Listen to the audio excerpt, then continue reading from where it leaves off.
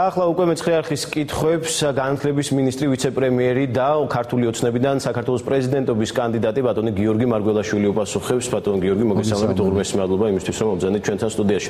ბატონო გიორგი, დაანონსებული იყო, რომ ორშაბათს უნდა გაგვეგო, ვინ იქნებოდა პრეზიდენტობის კანდიდატი ქართული ოცნებიდან, თუმცა უკვე შაბათს ეს გადაწყდა. ბატონო გიორგი, თქვენთან ერთად მოიაზრებოდნენ ასევე სხვაებიც, ვინ შეისაძლო იყო, რომ დასახელებული იყვნენ პრეზიდენტობის კანდიდატად. თუმცა ეს ყველაფერი საკმაოდ ხანმოკლე განხილვის შემდეგ გადაწყდა. როგორ მიიღეთ ეს გადაწყვეტილება დღეს? რამდენად გაიწელა თქვა გადაწყვეტილების მიღების პროცესი?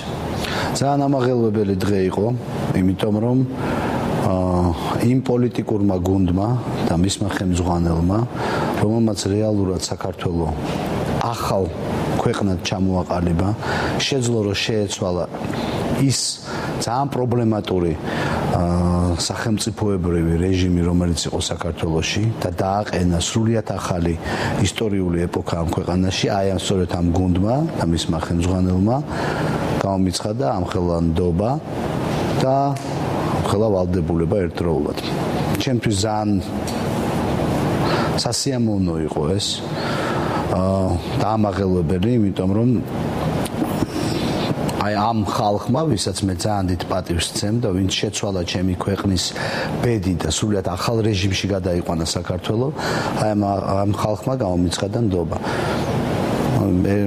როგორც გაფართოებულ პოლიტსაბჭოზე, ასევე უმრავლესობასთან შეხვედრაზე ეს ნდობა იქნა გამოხატული, ბუნებრივია გამოხატული იქნა პირველ რიგში ამ გუნდის მიმართ და მე შევეცდები ბუნებრივია რომ აი მაქსიმალურად ეს ნდობა ჯერ ამ ხალხს გაუმართლო, ხოლო შემდეგ გაუმართლო ეს ნდობა საქართველოს მოსახლეობას, იმედია რომ ისინი ამას გამოხატავენ. ბატონო გიორგი, თუ გქონდათ პრემიერ-მინისტრისგან აქამდე ეს შემოთავაზება, თუ ეს კონკრეტულად დღეს გადაწყდა? კონკრეტული გადაწყვეტილება დღეს იყო. თუმცა შემოთავაზება აქამდე იყო მსგავსი. იყო დისკუსიები, ესეთი კონკრეტიკა ასეთი არ იყო დისკუსიები. ბატონო გიორგი, როგორი იქნება თქვენი შემდგომი ნაბიჯები უკვე დღეიდან? როდიდან აპირებთ, რომ წინა საარჩევნო კამპანია დაიწყოთ და რა იქნება თქვენი მთავარი პრიორიტეტები ამ წინა საარჩევნო კამპანიაში? პრემიერ-მინისტრმა მოუწოდა დღეს პრეზიდენტს, რომ დროზე დაასახელოს ვადა საპრეზიდენტო არჩევნების. ბუნებრივია ეს იქნება ის წერტილი, საიდანაც დაიწყება საარჩევნო კამპანიის ათვლა. მანამდე მე ვასრულებ ჩემ მოვალეობას, რომელიც აქამდე დამაკისრა პრემიერ-მინისტრმა, ეს არის განათლებისა და მეცნიერების მინისტრობა და უფრო ამ ეტაპზე ვიქნები ჩართული კონკრეტულ ჩემ საქმიანობაში. საარჩევნო კამპანია ჯერ არ არის დაწყებული, ახლა არაფორმალურად ბუნებრივია ეს განცხადება საარჩევნო კამპანიის გარკვეული ნაწილია, მაგრამ ნელ-ნელა ჩვენ ჩავერთვებით ამაში და ნელ-ნელა განვახორციელებთ იმ ნაბიჯებს, რომელიც იმედია გამარჯვებამდე მიგვიყვანს ოქტომბრის თვეში. პრიორიტეტები ბუნებრივია არის ძველი, ის პრიორიტეტები, რომლითაც 6 თვის წინ ჩვენ მოვედით ხელისუფლებაში, ის რაც ჩვენ დავპირდით ხალხს და მნიშვნელოვნად აუსრულეთ კიდევაც ამ ეტაპისთვის 6 თვის მასშტაბიდან და 6 თვის მონაკვეთიდან გამომდინარე, ბუნებრივია აი ამ მიღწევების გამტკიცება, სტაბილურ სისტემაში გადაყვანა საქართველოსი და სტაბილური აღმშენებლობის დაწყება ამ ქვეყანაში. ბატონო გიორგი, ისევ რომ დაუბრუნდეთ დღევანდელ პოლიტსაბჭოს, განიხილებოდა თუ არა სხვა კანდიდატები და თუ იყო მსჯელობა დღევანდელ პოლიტსაბჭოზე სხვა კანდიდატებზე? მე როგორც შემიძლია ისევ ბატონი პრემიერის კომენტარი გავაგრძელო, ბატონმა ბიძინამ ისაუბრა იმის თავაზე, რომ იყო ამ კანდიდატურის განხილვა და როდესაც ამ კანდიდატურის განხილვას საერთო შეჯერება მოყვა, მე აღარ ყოფილა სხვა კანდიდატების განხილვა. თუმცა სავარაუდოა, რომ იყო ასევე სხვა კანდიდატებიც. თუ გაქვთ უკვე ხედვა, ვინ იქნება თქვენი მოწინააღმდეგე ნაციონალური მოძრაობის მხრიდან 2013 წლის საპრეზიდენტო არჩევნებში? არა მაქვს ხედვა. თუ მოიაზრებთ ვინმეს მაინც ვინ შეიძლება რომ იყოს ნაციონალურ მოძრაობას ნაკლებად გონია რომ შესწევს ამ ეტაპზე იმ ძიმე პოლიტიკური წარსულიდან გამომდინარე, რომელიც ამ პოლიტიკურ ძალას აქვს სერიოზული კანდიდატის წამოყენება ქართული ოცნების კოალიციური კანდიდატის წინააღმდეგ.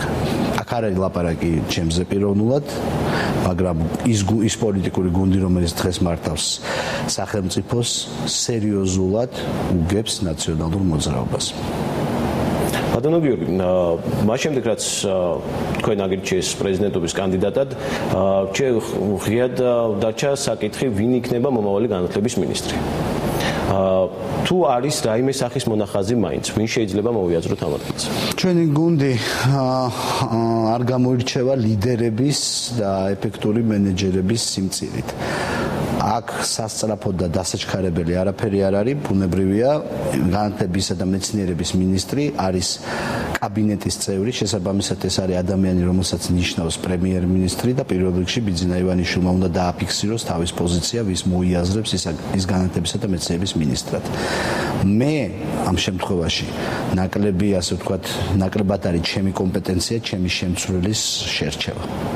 ბატონო გიორგი, ასევე არის საქართველოში ესე არის, რომ თუ თქვენ გაიმარჯვეთ საპრეზიდენტო არჩევნებზე და გახდით საქართველოს პრეზიდენტი, თქვენთვის თბილისში არის გამოყოფილი რეზიდენცია, საპრეზიდენტო რეზიდენცია. თუ აპირებთ არჩევნების შემდეგ, რომ მიხეილ სააკაშვილის დროს აშენებული რეზიდენცია დაიკავოთ? არ მიფიქრე ამ დეტალებზე, მე შემიძლია ერთი გითხრათ, რომ მე არ ვფიქრობ, რომ საქართველოს ნაირი ქვეყნის უმაღლესი თანამდებობის პირებს უნდა კონდეთ ფუფუნების ობიექტები, იქნება ეს რეზიდენციები, თვითმფრინავები თუ არ ვიცი კიდე რაც არის. შესაბამისად ამ დეტალებზე არ მიფიქრე, ერთი შემიძლია მარტივად და სწრაფად გითხრათ, რომ მე არ ვფიქრობ, რომ არა მარტო პრეზიდენტი, მაღალი თანამდებობის პირები უნდა ფუფუნების საგნებით სარგებლობდნენ. ბატონო გიორგი, მართალია რამდენიმე საათი არის გასული მას შემდეგ, რაც ქართულმა ოცნება კოალიცია ქართულმა ოცნება თქვენ დაგასახელათ პრეზიდენტობის კანდიდატად, მაგრამ თუ გაქვთ უკვე ნაფიქრი იმაზე, რა იქნება თქვენი პირველი ნაბიჯები გამარჯვების შემთხვევაში, როგორც საქართველოს პრეზიდენტისა? მე ვფიქრობ, ძალიან ადრეა ამაზე საუბარი და ამასთან ჯერ კიდევ მოსაპოვებელია ნდობა ქართველი ხალხის, რომელიც არის უმნიშვნელოვანესი.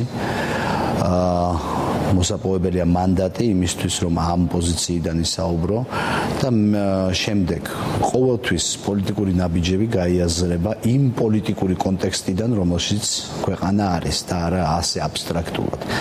შესაბამისად, ძირითადი ღირებულებები, რომელიც ჩვენ გუნდს აქვს, ბუნებრივია დარჩება უცვლელი. ჩვენ დემოკრატიული სახელმწიფოს მშენებლობის იდეით ვართ გაერთიანებული, ჩვენ ვართ გაერთიანებული იმ იდეით, რომ ღირსეული ყოფა შევქმნათ ამ ქვეყანაში. შესაბამისად, ის რა პოლიტიკური კონტექსტიც იქნება ოქტომბერში, ბუნებრივია განაპირობებს შესაბამის ქმედებებს. ჯერ ძალიან ადრეა ამაზე საუბარი. მეცხრე არხის კითხვებს საქართველოს პრეზიდენტობის კანდიდატი ქართული ოცნებიდან გიორგი მარგველაშვილი პასუხობდა. დიდი მადლობა ბატონო გიორგი, იმისთვის რომ მობრძანდით ჩვენთან სტუდიაში წარმატებებს გისურვებთ.